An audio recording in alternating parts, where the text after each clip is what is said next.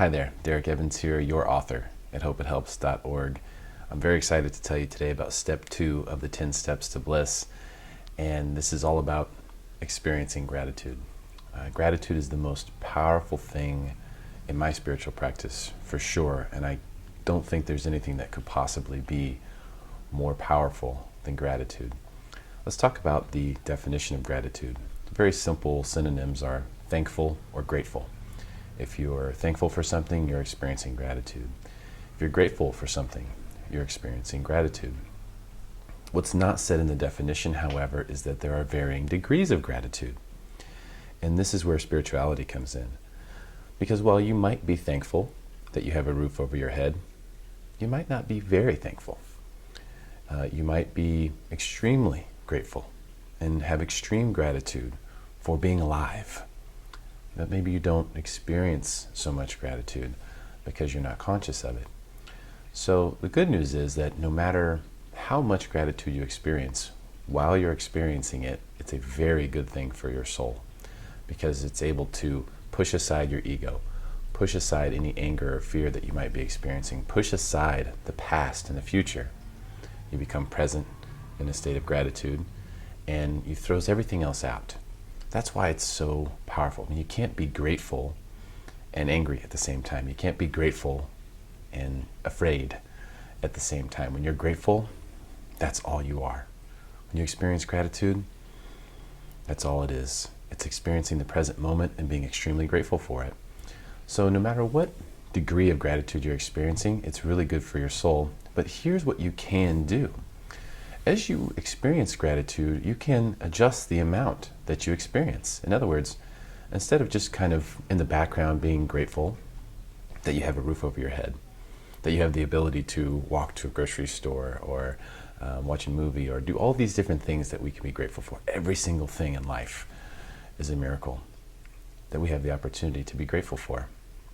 So if you can increase the level of gratitude that you experience for all those things, then you can have a greater experience in life. Because the more gratitude, the less fear, the less anger, etc.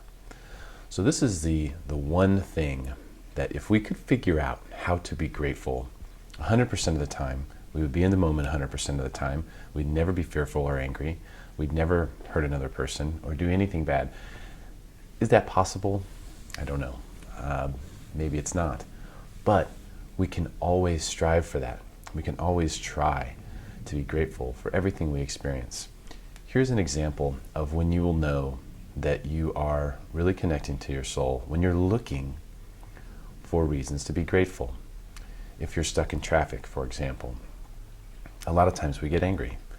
We get angry because we think to ourselves, man, if this traffic wasn't happening, I would get home 15 minutes sooner, or I wouldn't miss my show, or I'd have more time to get work done because I can't do any work while I'm in this car.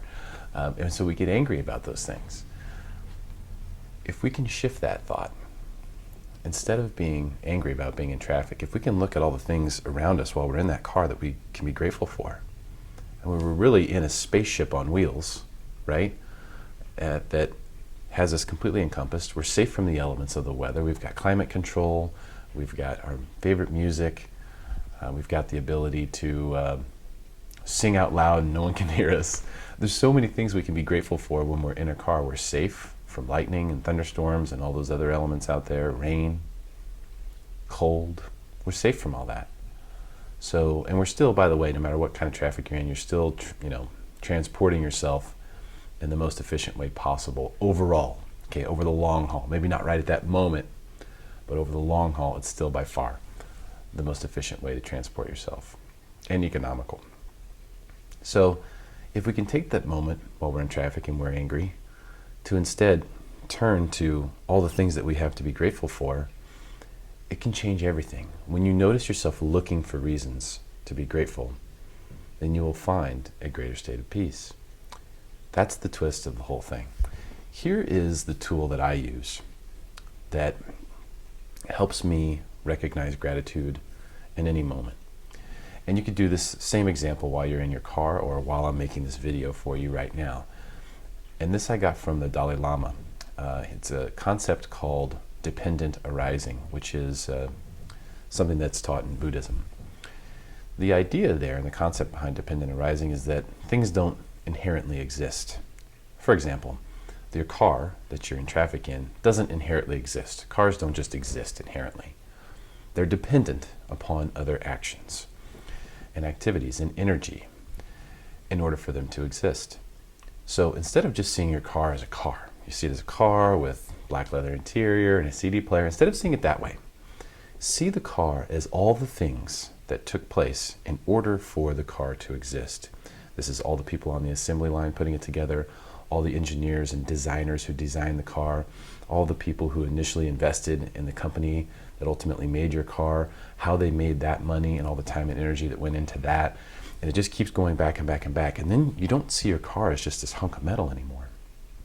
You see this car as a culmination of thousands of hours of energy, blood, sweat, and tears, investment, all the things that really, truly took place in order for that car to exist, or this camera that I'm looking at to exist in front of us. They don't just inherently exist. It takes a tremendous amount of effort, investment, time, and energy for these things to be here. So when you can see that, you experience a deeper appreciation, which is very similar to gratitude. Appreciation, gratitude, very similar. So you experience that appreciation for these items, or these people, or these living things like trees in your life. You know that they don't inherently exist. You know that it takes time, energy, and effort for those things to exist, and in some cases, a tremendous amount of it.